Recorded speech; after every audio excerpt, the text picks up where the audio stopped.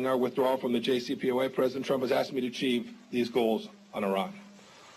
We'll pursue those goals along several lines of effort. First, we will apply unprecedented financial pressure on the Iranian regime. The leaders in Tehran will have no doubt about our seriousness. Thanks to our colleagues at the Department of Treasury, sanctions are going back in full effect and new ones are coming. Last week, we imposed sanctions on the head of Iran's central bank and other entities that were funneling money to the IRGC Quds Force. They were also providing money to Hezbollah and other terrorist organizations. The Iranian regime should know that this is just the beginning. The sting of sanctions will be painful if the regime does not change its course from the unacceptable and unproductive path it has chosen to one that rejoins the League of Nations. These will indeed end up being the strongest sanctions in history when we are complete.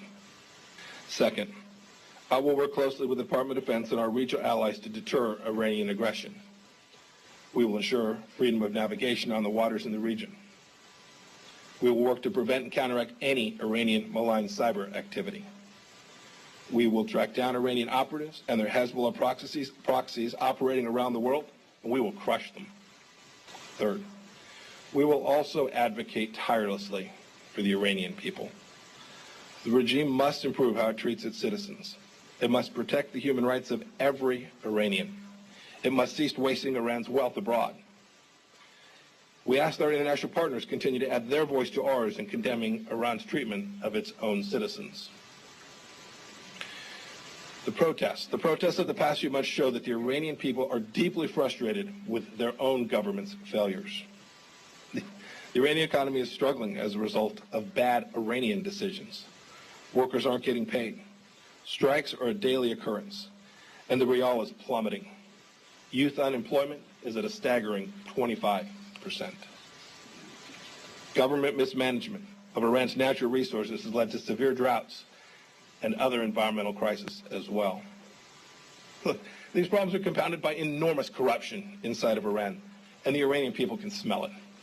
The protests last winter showed that many are angry at the regime that keeps for itself what the regime steals from its people. And Iranians, too, are angry at regime elite that commits hundreds of millions of dollars to military operations and terrorist groups abroad, while the Iranian people cry out for a simple life with jobs and opportunity and with liberty. The Iranian regime's response to the protests has only exposed the country's leadership as running scared. Thousands have been jailed arbitrarily, and at least dozens have been killed. As seen from the hijab protests, the brutal men of the regime seem to be particularly terrified by Iranian women who are demanding their rights. As human beings with inherent dignity and inalienable rights, the women of Iran deserve the same freedoms that the men of Iran possess. Look, this is all on top of a well-documented terror and torture that the regime has inflicted for decades on those who dissent from the regime's ideology. The Iranian regime is going to ultimately have to look itself in the mirror. The Iranian people, especially its youth, are increasingly eager for economic, political, and social change. The United States stands with those longing for a country of economic opportunity, government transparency, fairness, and greater liberty. We hope, indeed we expect, that the Iranian regime will come to its senses and support, not suppress, the aspirations of its own citizens. So what should it be? We must begin to define what it is that we demand from Iran. First, Iran must declare to the IAEA a full account of the prior military dimensions of its nuclear program and permanently and verifiably abandon such work in perpetuity. Second, Iran must stop enrichment and never pursue plutonium reprocessing. This includes closing its heavy water reactor. Third, Iran must also provide the IAEA with unqualified access to all sites throughout the entire country. Iran must end its proliferation of ballistic missiles and halt further launching or development of nuclear-capable missile systems. Iran must release all U.S. citizens, as well as citizens of our partners and allies, each of them detained on spurious charges. Iran must end support to Middle East terrorist groups, including Lebanese Hezbollah, Hamas, and the Palestinian Islamic Jihad. Iran must respect the sovereignty of the Iraqi government and permit the disarming, demobilization, and reintegration of Shia militias. Iran must also end its military support for the Houthi militia and work towards a peaceful political settlement in Yemen.